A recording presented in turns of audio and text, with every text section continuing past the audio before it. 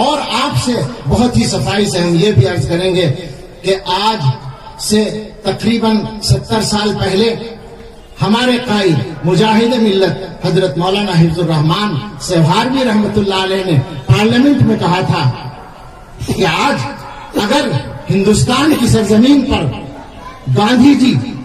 جواہر لال نہرو اور سردار پٹیل کو کوئی حق حاصل ہے تو وہی حق حسین احمد، کفایت اللہ اور حفظ الرحمان کو بھی حاصل ہے، اور اس حق کو کوئی چھین نہیں سکتا۔ آج یہ عاجز بندہ، کمزور بندہ